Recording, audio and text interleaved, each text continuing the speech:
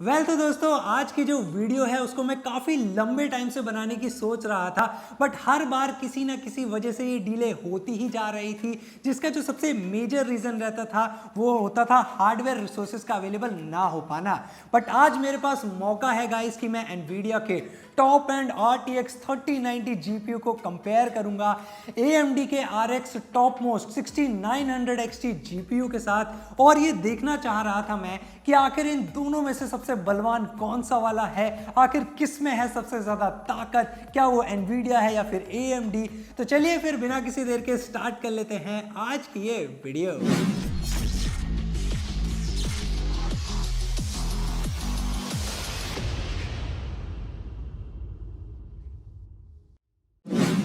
तो यहाँ पर सबसे पहले स्टार्ट कर लेते हैं स्पेसिफिकेशन से। अब आई नो गाइज ये थोड़ा सा बोरिंग होता है, बट उतना ही ज़्यादा इंपॉर्टेंट भी है हमारे ग्राफिक्स कार्ड की ओवरऑल जो परफॉर्मेंसेज हैं उनको समझने के लिए। तो यहाँ पे हमारे पास एनवीडिया की साइड में जो इनका RTX 3090 है, ये ओरस का एक्सट्रीम एडिशन है, जहाँ पर गीगाबाइट में आपको और भी काफ़ी सारे वेरिएंट्स मिलते हैं, बट ये इनका टॉप ऑफ द लाइन है, जहाँ पर डिज़ाइन के मामले में भी ये काफ़ी ज़्यादा अच्छा है। और अगर हीट सिंक की बात करी जाए तो वो भी काफ़ी बीफी है, ताकि आप इससे जितनी ज़्यादा रॉ परफॉर्मेंस हो सके उतनी एक्सट्रैक्ट कर सको। तो यहाँ पे हमारे पास एनवीडिया के 3090 में ये है। और वहीं पे AMD की अगर बात करते हैं तो ये इनका 6900 XT का रेफरेंस मॉडल है, जिसे आप इनका फाउंडर्स एडिशन भी कह सकते हैं। तो यहाँ पे हालांकि ये परचेज करने के लिए तो आपको नहीं मिलेगा, मोस्ट ऑफ द टाइम ये रिव्यूअर्स के पास ही आपको देखने के लिए मिलता है, जो है बेंचमार्किंग्स और टेस्टिंग्स के लिए, जैसे कि आपको अभी हमारे पास मिल रहा है।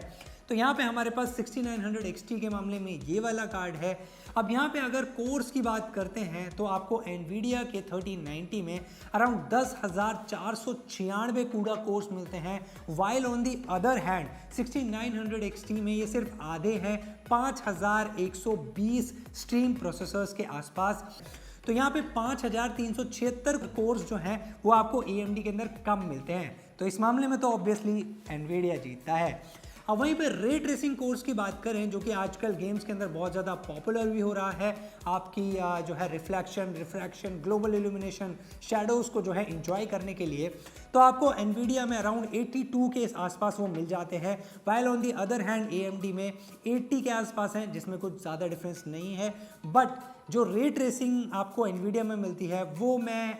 एक्सपेक्ट अभी तक नहीं कर पाया हूँ AMD के अंदर। हालांकि वो उस पर इम्प्रूवमेंट करने में लगे हुए हैं, देखते हैं कब तक ऐसी हमें एनवीडिया जैसी परफॉर्मेंस मिल जाती है।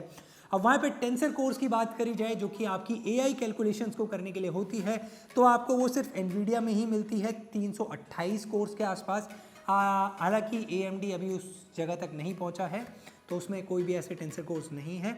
अब यहाँ पे आपको AMD में एक एडवांटेज ये मिलता है कि इसकी जो बूस्ट क्लॉक फ्रिक्वेंसी है कोर्स की, वो काफ़ी ज़्यादा है एनवीडिया के मुकाबले, जिसकी वजह से आपको गेम्स में और एप्लीकेशन में थोड़ा एडवांटेज भी देखने को मिलेगा। वहीं पे यहाँ पे आपको 24 GB की GDDR6 मेमोरी मिलती है एनवीडिया में, और AMD में 16 GB की GDDR6 मेमोरी है। अब यहाँ पे अगर ओवरऑल पावर कंजप्शन की बात करी जाए तो ये कार्ड अराउंड जो है आपको एनवीडिया वाला 300 वॉट्स के आसपास कंज्यूम करता है, सॉरी 350 वॉट के आसपास कंज्यूम करता है। AMD का थोड़ा सा लेस करता है 300 वॉट्स के आसपास। अब यहीं पे गाइस अगर हम लोग बात करते हैं परफॉर्मेंस की, कि आखिर आपको इन दोनों GPUs में कैसी परफॉर्मेंस मिल जाती है गेम्स में, एडिटिंग सॉफ्टवेयर्स में और भी सिंथेटिक एप्लीकेशंस के अंदर, तो यहाँ पे सबसे पहले मैं बात करना चाहूँगा एडिटिंग की, क्योंकि इन कार्ड्स को कोई भी बंदा जो है गेमिंग के लिए यहाँ पे मेरे ख्याल शायद ही परचेस करेगा। हालांकि मैं स्पेशली 3090 की बात कर रहा हूँ। Whether on the other hand AMD का 6900 XT आप गेम्स वगैरह के लिए आप ले सकते हो, बट मेरे अकॉर्डिंग टू मी 3090 एक गेमर्स कार्ड नहीं था, वेल ओवर ये ज़्यादा एडिटिंग पर्सपेक्टिव से है मार्केट के अंदर। तो यहाँ पे अगर सबसे पहले हम लोग बात करते हैं सिंथेटिक बेंचमार्क्स की, तो यहाँ पे मैंने ब्लेंडर का BMW रेंडर करा है। तो यहाँ पे खाली GPU की अगर हम बात करते हैं, RTX 3090 से अगर मैं रेंडर करता हूँ GPU से, नॉट CPU, तो वहाँ पे अराउंड 19 सेकंड के आसपास लगते हैं 3090 को सीन को कंप्लीट करने में, और 6900 XT को खाली GPU पे लगते हैं 1 मिनट और 33 सेकंड के आसपास। वहीं पे अगर हम इस BMW के ब्लेंडर रेंडर को अगेन GPU प्लस CPU दोनों की मदद से ही करें, जहां पर हमने प्रोसेसर में 5950X का यूज़ करा हुआ है, तो जो 3090 है वो अराउंड 15 सेकंड के आसपास लगाता है, और जो आपका RX 6900 XT है वो अराउंड 41 सेकंड्स के आसपास लगाता है, विच इज़ वेरी मतलब गुड। अब यहीं पे अगर बात करते हैं क्लासरूम ब्लेंडर रेंडर की, तो GPU पे NVIDIA के RTX 3090 को लगते हैं 1 मिनट 6 सेकंड के आसपास, और AMD के 6900 XT को लगते हैं 2 मिनट 39 सेकंड के आसपास। तो अगेन यहाँ पे मुझे NVIDIA का ये जो 3090 है वो फास्टर दिख रहा है ओवरऑल रेंडरिंग प्रोसेस में। वहीं पे अगर हम फिर से क्लासरूम ब्लेंडर रेंडर को GPU प्लस CPU दोनों ही की मदद से करते हैं, तो अराउंड 48 सेकंड लगते हैं RTX 3090 पे, और 1 मिनट 43 सेकंड के आसपास लगते हैं 6900 XT पे। अब यहाँ पे सबसे हैवी की ओर चलते हैं, जो कि गूसबेरी है ब्लेंडर का। तो वहाँ पे दोनों ही कार्ड्स में GPU से खाली अगर हम रेंडर करें तो 3090 लगाता है 5 मिनट और 10 सेकंड के आसपास, और 6900 XT लगाता है 5 मिनट 24 सेकंड के आसपास।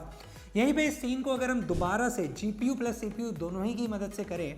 तो 3090 लगाता है 3 मिनट और 7 सेकंड, 6900 XT लगाता है 3 मिनट और 55 सेकंड।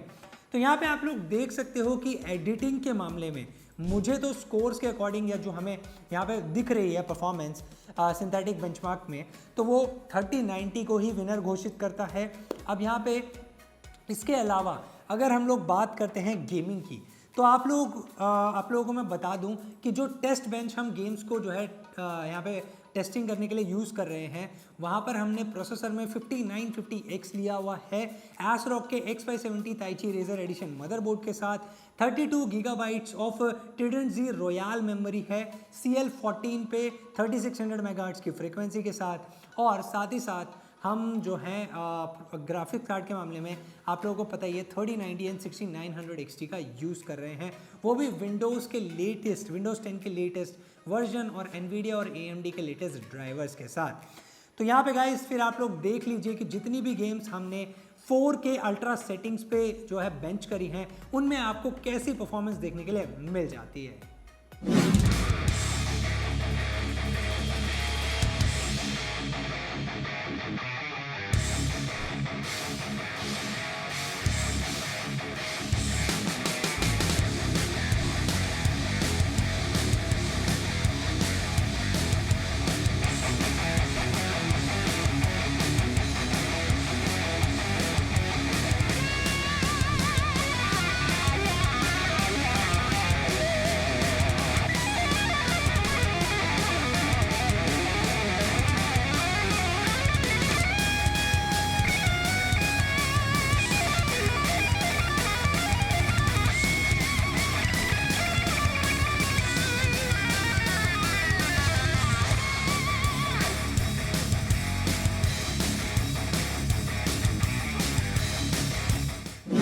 तो दोस्तों मैं उम्मीद करता हूं कि अभी तक आप लोगों ने सभी सिंथेटिक और गेमिंग बेंचमार्क्स को देख लिया होगा, और काफ़ी हद तक आप लोग विचार विमर्श कर भी रहे होंगे कि हमने सबसे पहले जो यूनिजन वैली और हेवन का सिंथेटिक बेंच करा वो सिर्फ 2K तक ही सीमित क्यों था, हमने 4K पे क्यों नहीं करा। तो मैं बताना चाहूँगा वो सॉफ्टवेयर सिर्फ मैक्सिमम 2K ही सपोर्ट करता है, 4K वहाँ पे पॉसिबल नहीं था। बट फिर भी आप लोग इस चीज़ से अंदाज़ा लगा सकते हो कि जो RTX 3090 है वो अराउंड 160 FPS से भी ज़्यादा दे रहा था, और 6900 XT 130 FPS से भी ज़्यादा। तो यहाँ पे सिंथेटिक लोड के ऊपर तो दोनों ही GPUs जो हैं वो बहुत ही अच्छी परफॉर्मेंस हमें डिलीवर कर रहे हैं। बट अगर हम बात करते हैं रियल वर्ल्ड सिनेरियो या फिर अभी की जितनी भी हमारी AAA टाइटल्स वाली गेम्स हैं उन सभी के बारे में, तो आप लोग देख सकते हो कि 4K अल्ट्रा सेटिंग्स के ऊपर जो RTX 3090 है वो हमें most of the AAA titles वाली गेम्स के अंदर 100 FPS से भी ज़्यादा डिलीवर कर रहा है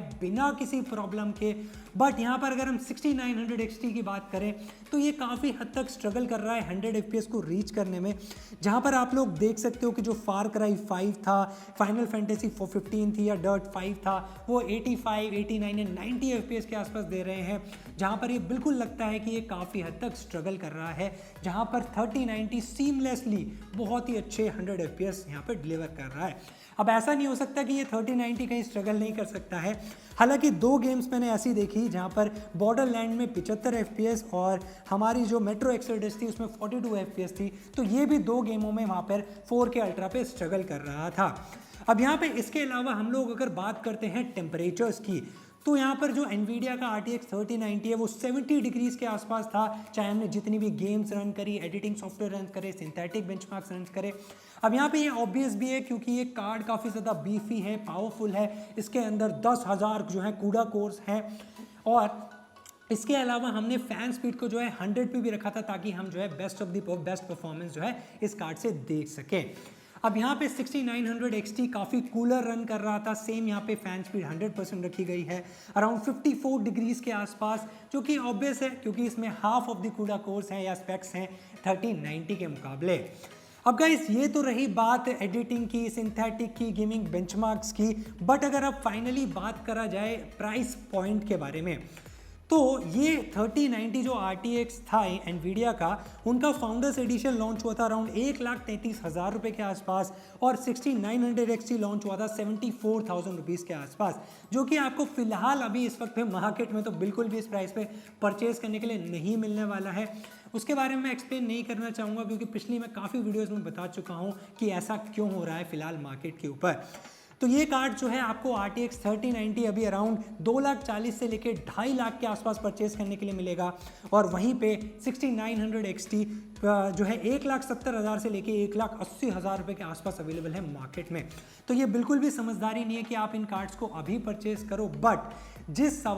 क्वेश्चन का आंसर मैं इतने लंबे टाइम से ढूंढ रहा था कि आखिर दोनों में से कौन है बलवान, तो वो तो मुझे मिल चुका है जो है इन सभी टेस्टिंग को करने पे। Obviously RTX 3090 is the most powerful graphics card, but अगर प्राइस के हिसाब से देखा जाए तो जो बेस्ट प्राइस टू परफॉर्मेंस का रेशियो डिलीवर कर रहा है वो 6900 XT है। तो मैं ये बताना चाहूँगा आप लोगों को कि जो 3090 कार्ड है वो वैसे भी कोई गेमर्स के लिए नहीं निकाला गया था स्पेसिफिकली, ये उन लोगों के लिए है जो लोग 3ds Max, माया, प्रीमियर प्रो और ब्लेंडर जैसे काफ़ी हैवी सॉफ्टवेयर्स का यूज़ करते हैं, फास्टर रेंडरिंग करना चाहते हैं, टाइम सेविंग करना चाहते हैं, तो उनके लिए एक बहुत ही ज़्यादा अच्छा ऑप्शन है। हालांकि ये 4K पे भी अच्छी खासी गेमिंग कर देता है, बट अगर एक समझदारी वाली चॉइस जिसे कहेंगे गेमिंग और एडिटिंग दोनों के लिए ही, वो AMD का 6900 XT ग्राफिक्स कार्ड है। हालांकि जो टॉप मतलब पावरफुल ग्राफिक कार्ड रहेगा वर्ल्ड में वो यही रहेगा। बाकी देखते हैं AMD भी जल्द ही अपना नेक्स्ट GPU कब तक लेके आता है। तो मैं होप करता हूँ गाइस कि मेरी तरह आप लोगों को भी आज जो है इस क्वेश्चन का आंसर मिल गया होगा, और अगर आप लोगों को ये वीडियो अच्छी लगी है तो अपने दोस्तों के साथ शेयर करिए, लाइक करिए, और अगर आप चैनल पे नए हैं तो जो है चैनल को सब्सक्राइब भी कर लीजिए और बेल आइकन को भी दबा लीजिएगा ताकि ऐसी ज़बरदस्त वीडियोस जो हैं हम आप लोगों के लिए और भी लेके आते रहें, क्योंकि गाइस आपके लाइक करने से ना काफ़ी ज़्यादा मोटिवेशन मिलता है वीडियोस को बनाने का। तो फिर मैं मिलता हूँ आपसे ऐसी किसी अगली वीडियो में, तब तक के लिए हमेशा की तरह नमस्कार।